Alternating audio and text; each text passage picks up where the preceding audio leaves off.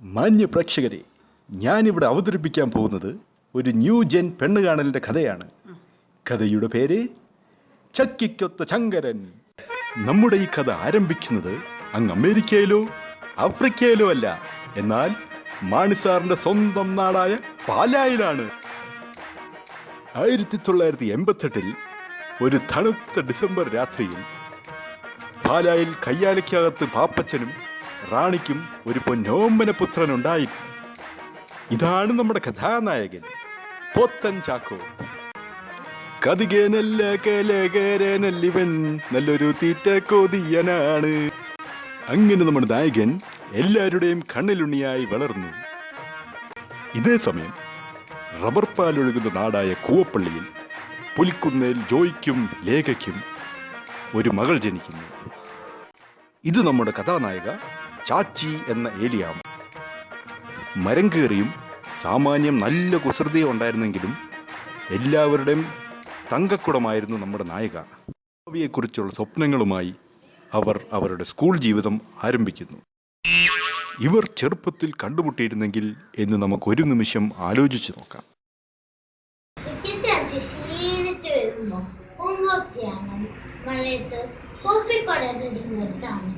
അവസാനം കൊല്ലപ്പരീക്ഷയ്ക്ക് പൊട്ടുമ്പോ നെഞ്ചിട്ടടിച്ച് കരയാണ്.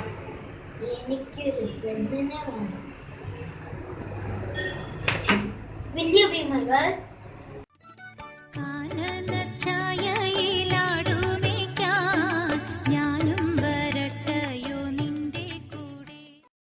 ബാല്യം വിട്ട് അവർ കൗമാരത്തിലേക്ക് കാലുവെക്കുന്നു.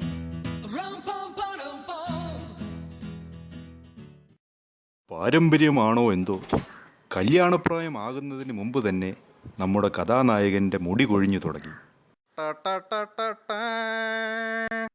ഇതിൽ വേവലാതിപ്പെട്ട നായകൻ്റെ അമ്മയും അമ്മായിമാരും തിടുക്കത്തിൽ ചെറുക്കന് കല്യാണ ആലോചന തുടങ്ങി. അമ്മായി, ഈ ലോകത്ത് 900 കാക്കകളുണ്ട്. പക്ഷെ കറണ്ട് കമ്പി കൊണ്ട് ചാവുന്ന കാക്കകളെ നമ്മൾ കണ്ടിട്ടുള്ളൂ.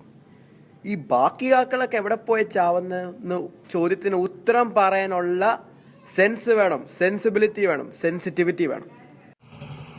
അവന്റെ ചോദ്യം കേട്ട കുട്ടിമാമ ഞാൻ ഞെട്ടിമാമ.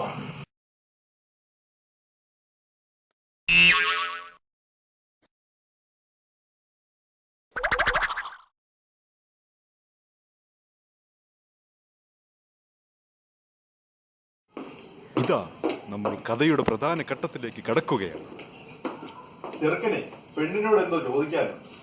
മോളെ, ഈ ലോകത്ത് 900 കാക്കകളുണ്ട്. പക്ഷെ കറണ്ട് കമ്പി കൊണ്ട് ചാവുന്ന കാക്കകളെ നമ്മൾ കണ്ടിട്ടുള്ളൂ. ഈ ബാക്കി കാക്കകൾ എവിടെ പോയാ ചാവുന്നത്? A couple of reasons. As birds become sick or reach the end of their lives, they become easier prey and are in fact consumed right away by their enemies. This is one reason. Other reason is that അയ്യോ എന്നെ വിധി അപ്പ. അങ്ങനെ നമ്മുടെ നായികയുടെ ബുദ്ധിസാമർഥ്യം കണ്ട് നായകൻ മുട്ടുമടക്കി വീട്ടിലെത്തുന്നു. നല്ല സുന്ദരി കൊച്ച്, സുന്ദരി കൊച്ചി കണ്ടിട്ട് എങ്ങനെ സമ്മതം മൂളി. അതൊക്കെ അവിടെ നിൽക്കട്ടെ, നായികയുടെ വീട്ടിൽ എന്താ സംഭവിച്ചതെന്ന് അറിയണ്ടേ? എങ്ങനെയുണ്ട് ചേച്ചി ചേട്ടൻ കാണാൻ? എങ്ങനെ അമിതാഭ് ബച്ചന്റെ പൊക്കോ?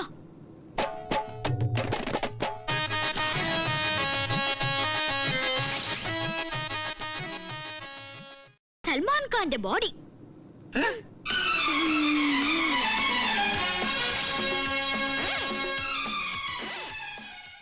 രജനീകാന്തിന്റെ സ്റ്റൈൽ,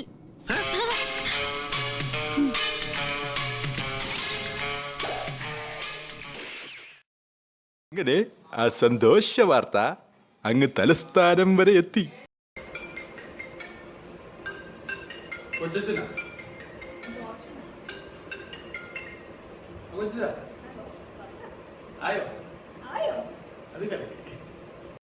ഒരു നിമിഷം അവർ ചാക്കോയുടെയും ഏലിയാമ്മയുടെയും ബാല്യകാലത്തിലേക്ക് എത്തി നോക്കി. അയ്യോ ചാക്കോ ചേട്ടാ, ഈ ഐസ്ക്രീമിനൊക്കെ അപ്പോഴേ തണുപ്പല്ലേ?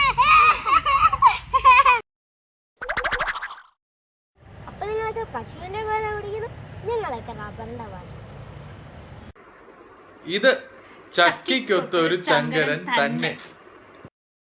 അങ്ങനെ എൻ്റെ ഈ കഥ അവസാനിക്കുന്നിടത്ത് ഇവരുടെ ജീവിതം ആരംഭിക്കുന്നു.